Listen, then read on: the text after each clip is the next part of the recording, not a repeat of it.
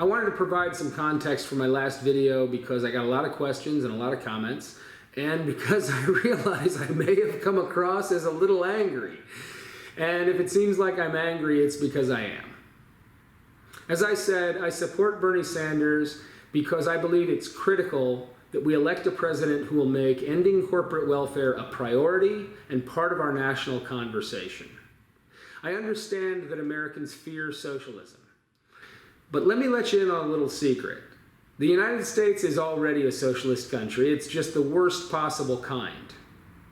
Because instead of helping entrepreneurs grow their businesses or poor but deserving college students pay for their education, we extend the helping hand of socialism to corporate entities, the super rich, and a military-industrial complex so vast and powerful that our government spends billions of dollars on weapon systems that even the most hawkish general doesn't want and will never use, if they even work. If you fear socialism, it should alarm you that our current system often goes far beyond socialism and looks a lot more like communism. You see, communism is a command economy. That is, the government plans the outcome that they want and then manipulates the market to achieve that result.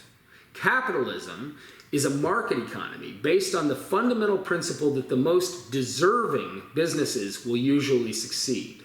Socialism is a blend of the two, which is what we have now most of the time.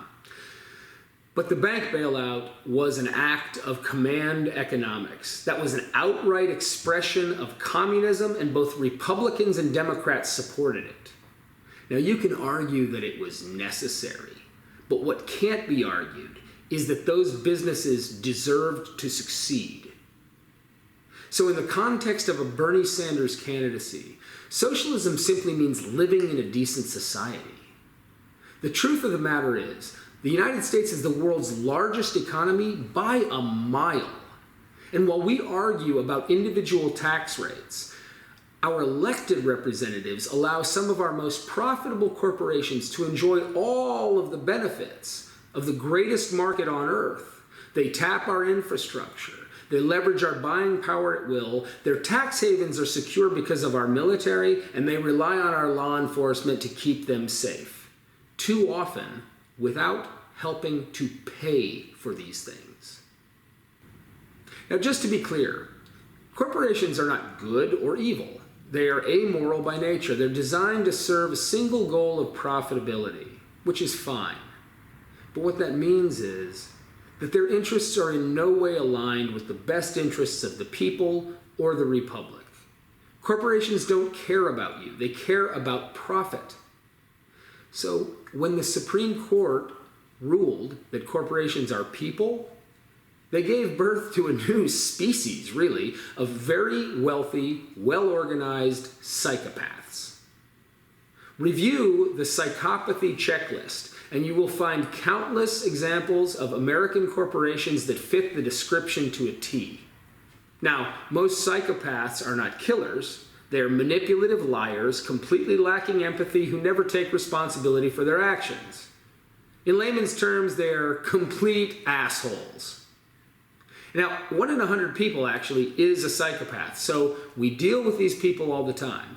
But what we don't do is leave them in charge of our children or our finances or the place that we live. And yet corporations today quite literally make policy and write laws, and they have not been elected to office. As an example, when Enron was collapsing, their senior management had already sold their stock for more than $100 million. The working men and women who built that company watched their retirement savings lose 94% of its value overnight. The federal government did not bail out those retirement funds. You know what they did? They hired grief counselors. But when HSBC, Goldman Sachs, Bank of America, and all of these other assholes crashed the economy with outright fraud, they got $4.8 trillion of your tax dollars and nobody went to jail. That is socialism at its absolute worst. And just to put that number in perspective for you, if you had $1 trillion, roughly 20% of what they were handed, no strings attached, you could buy every team in the NFL, the NBA, Major League Baseball, the NHL, and NASCAR, and still have enough money left over to buy Apple. So forgive me if I don't share your fear that Bernie Sanders is going to transform the United States into a utopian commune. What Bernie Sanders is really all about is forcing members of Congress and the Senate to show their true colors in how they vote on closing the tax havens and ending the corporate giveaways that are crippling our economy. Because the blame is not with the corporations. What do you expect from a psychopath? The blame is with the politicians and the corrupt system that they have created. We need to stop kissing their corporate asses and let them know that selling your products and services in the greatest market on earth is a privilege, and it comes with responsibility. Bernie Sanders is the only president that will deliver that message.